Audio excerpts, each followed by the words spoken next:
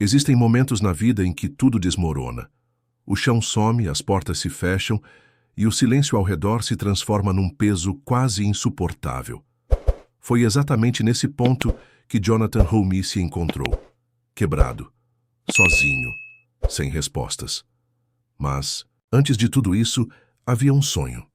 Jonathan nasceu em 1º de julho de 1974, em Nova York, e como toda criança cheia de vida e imaginação, sonhava em ir além das nuvens.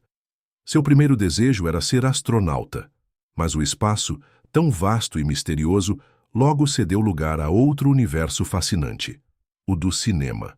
Adolescente, decidiu que queria trabalhar com efeitos especiais, dar vida a histórias, criar mundos. Entrou para uma escola de cinema, acreditando que ali encontraria seu lugar no mundo. Mas, como acontece com muitos de nós, a realidade não se encaixou na expectativa. A decepção foi profunda. A formação que deveria ser uma ponte para seus sonhos se mostrou rasa e sem direção. Mesmo assim, Jonathan não desistiu. Trocou os efeitos especiais por outras funções no mundo do audiovisual. Foi assistente de produção, dublador e, eventualmente, ator. Estava determinado a encontrar sua voz na indústria, mas o caminho era duro. Em 2018, depois de anos tentando, ele chegou ao seu limite. Morava em um apartamento pequeno em Los Angeles, quase vazio. O dinheiro havia acabado. As esperanças também. E foi ali, entre 4 paredes e lágrimas silenciosas, que ele fez o que muitos só fazem quando não há mais nada a fazer. Se ajoelhou. Com o rosto molhado pelo pranto e a alma ferida, Jonathan clamou com tudo o que havia dentro de si. Deus, eu não consigo mais, toma isso das minhas mãos. O que aconteceu depois disso foi o início de uma virada que ele mesmo chama de milagre. 3 meses depois, o telefone tocou. Do outro lado da linha estava Dallas Jenkins, um diretor com quem ele havia trabalhado anos antes em um projeto pequeno. Dallas não ligava para falar de passado. Ele tinha um novo projeto, uma série, um desafio, um chamado. Ele queria que Jonathan interpretasse Jesus.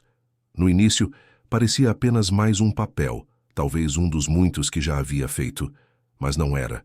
Era algo completamente diferente, algo que mudaria sua vida e a de milhões de pessoas ao redor do mundo. Assim nasceu The Chosen. Lançada em 2019, a série não se propunha a ser mais uma adaptação da história de Jesus. Era um convite para ver Cristo de forma íntima, humana, tocante, as dores, os dilemas, os encontros e transformações. Não se tratava de apenas recontar o Evangelho, mas de viver ele, sentir na pele cada olhar, cada renúncia, cada abraço e cada milagre. Jonathan, ainda sem entender completamente o que o aguardava, aceitou. Mas esse sim viria carregado de uma missão maior do que qualquer personagem. Ele não estava apenas aceitando um papel, estava assumindo um chamado. Durante as primeiras gravações, algo já se mostrava diferente. A atmosfera no set era intensa, quase mística. As cenas não pareciam simples encenações. Havia uma energia que todos ali sentiam, mas poucos conseguiam descrever. Um dos momentos mais marcantes aconteceu durante a gravação do Sermão da Montanha. Sob um sol escaldante, cercado por centenas de figurantes vestidos a caráter, Jonathan subiu ao monte para falar. Mas quando abriu a boca, algo mudou. As palavras que saíam não eram apenas de um roteiro. Elas vinham de um lugar mais profundo. Com emoção verdadeira, ele declarou: "Vocês ouviram o que foi dito, olho por olho, dente por dente. Mas eu lhes digo, não resistam ao mal. Se alguém bater na sua face direita, ofereça também a outra." Todos no set ficaram em silêncio. Ao final da cena, Jonathan chorava. Não de cansaço ou por estar emocionado com o papel. Era algo diferente, uma presença, um toque do divino. Mais do que interpretar, ele estava sendo atravessado pela mensagem. E essa foi só a primeira de muitas experiências inexplicáveis. Quando Jonathan Hulme disse sim ao papel de Jesus, ele não tinha ideia de que estava abrindo uma porta que mudaria não só sua trajetória, mas também a de milhões de pessoas ao redor do mundo. The Chosen começou como um projeto independente, financiado por pessoas comuns que acreditavam na força daquela história. Não havia os recursos de grandes estúdios, nem campanhas publicitárias milionárias. Havia apenas fé, e essa fé moveu montanhas, gravando na zona rural do Texas, em estruturas improvisadas. A equipe enfrentava calor extremo, chuvas repentinas, desafios técnicos, e mesmo assim havia algo indescritível no ar. Era como se uma presença silenciosa pairasse sobre cada cena. Um cuidado que transcendia a lógica. Jonathan mergulhou no papel com uma intensidade que surpreendia a todos. Ele não queria apenas representar Jesus. Ele queria compreender o coração dele. Para isso passou a jejuar, orar diariamente, meditar nas Escrituras. Buscava não apenas decorar falas, mas entender o que Jesus sentia, como olhava para as pessoas, como amava sem reservas. Um dos momentos mais transformadores foi durante a gravação da cura do paralítico. Enquanto gravavam a cena em que o homem desce pelo telhado, Jonathan olhou nos olhos do ator que interpretava o doente e, por um instante, não viu um personagem. Viu alguém realmente quebrado, clamando por cura. A emoção tomou conta do set. Técnicos, figurantes e até visitantes estavam com lágrimas nos olhos. A cena terminou em silêncio. Um silêncio reverente. Essa não era apenas uma produção. Era um mover. Um toque que ultrapassava a tela. Mas havia um peso em tudo isso. Jonathan começou a perceber que, quanto mais se aproximava da figura de Cristo, mais era confrontado por suas próprias fragilidades. Havia dias em que ele se sentia completamente inadequado, outros em que o cansaço espiritual era profundo. Carregar o olhar de Jesus era muitas vezes um fardo difícil de suportar. E então, mais uma vez, ele se ajoelhava, não para ensaiar, mas para sobreviver. Senhor, se é para ti representar, então me esvazia de mim mesmo. Eu não sou digno, mas se o Senhor quiser me usar, estou aqui. Esse tipo de entrega começou a transformar Jonathan por dentro. E não só ele. Muitos membros da equipe passaram a ter experiências espirituais durante as gravações. Havia relatos de pessoas que se reconciliaram com Deus no set, outros que reencontraram propósito. Alguns que decidiram ali mesmo mudar de vida. O que era para ser apenas uma série, tornou-se um campo missionário. A cada novo episódio lançado, testemunhos surgiam nas redes sociais. Depois de anos afastado, voltei a orar. Minha filha quis saber quem era Jesus de verdade. Assisti chorando, senti algo que não consigo explicar. E como explicar? A arte, quando inspirada pelo céu, não precisa de tradução. Ela fala direto ao coração, Jonathan. Passou a ser reconhecido nas ruas. Mas, ao invés de celebridade, o que ele ouvia das pessoas era: você me ajudou a ver Jesus de outra forma. Obrigado por mostrar o amor de Cristo. Isso mudava tudo. Não era fama, era propósito. Mas mesmo com tudo isso, havia uma luta constante. Representar Jesus trazia um tipo de pressão espiritual intensa. Ele sabia que as pessoas começavam a associá-lo à própria figura de Cristo. Isso o fazia vigiar ainda mais seus passos, suas palavras, suas atitudes. Não por medo, mas por zelo. E quanto mais mergulhava nesse papel, mais entendia algo que poucos conseguem perceber. Jesus não era apenas um mestre, era um homem de dores. Jonathan começou a sentir isso na pele. As noites insones, a solidão, a incompreensão. Tudo isso o levava a orar como nunca antes. Senhor, ajuda-me a te representar com verdade, mas também me lembra que eu sou só um servo, nada mais. Enquanto The Chosen ganhava o mundo, Jonathan Roumie lidava com uma realidade paralela, a de um homem comum tentando manter os pés no chão enquanto o mundo o colocava num pedestal. Não era fácil. De repente, o desconhecido ator que mal conseguia pagar o aluguel passou a ter milhões de seguidores, convites para eventos, entrevistas em grandes redes de televisão e até convites para falar em igrejas e conferências. Mas o sucesso não eliminou as lutas, apenas as tornou mais visíveis. Jonathan percebeu que quanto mais as luzes da fama brilhavam, mais ele precisava cultivar a escuridão do quarto de oração. Era ali, no secreto, que ele encontrava equilíbrio. Era ali que ele chorava, desabafava, colocava aos pés de Deus as pressões que ninguém via. Não posso confundir o personagem com quem eu sou. Eu represento Jesus, mas eu não sou Jesus. Essa frase virou um mantra, uma âncora. Ele sabia que muitas pessoas o viam como um referencial espiritual. Isso era bonito, mas também assustador. Afinal, ele era humano. Tinha falhas, tinha dias ruins, tinha momentos de dúvida, de cansaço, de desânimo. E mesmo assim precisava manter o olhar firme. Por isso, decidiu fortalecer ainda mais sua vida espiritual. Criou uma rotina de oração disciplinada. Jejuava com frequência, buscava mentores espirituais, participava de retiros. Tudo isso para não se perder em meio à correria. E foi nesse lugar secreto que ele teve um dos encontros mais marcantes de sua jornada. Certa noite, após um dia cansativo de gravações, ele sentiu um peso enorme, uma tristeza sem explicação. Estava sozinho no alojamento, e tudo o que conseguia fazer era se ajoelhar. Chorou como uma criança, não por causa de um problema específico, mas por um cansaço existencial. Ali, naquela oração silenciosa, ele sentiu algo diferente. Uma paz invadiu o quarto. Não uma sensação passageira, mas algo profundo. Uma voz interior sussurrou: "Você está exatamente onde eu quero que você esteja." Aquela frase mudou tudo. Jonathan entendeu que não era sobre fama, nem sobre responsabilidade, nem sobre ser perfeito. Era sobre permanecer no centro da vontade de Deus, mesmo quando tudo parecia pesado. Na manhã seguinte, gravou uma das cenas mais emocionantes da série, o Sermão do Monte.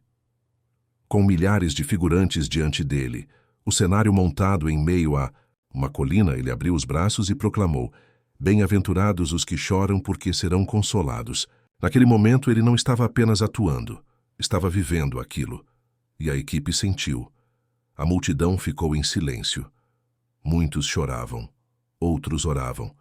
Alguns diziam que nunca tinham sentido algo parecido numa gravação.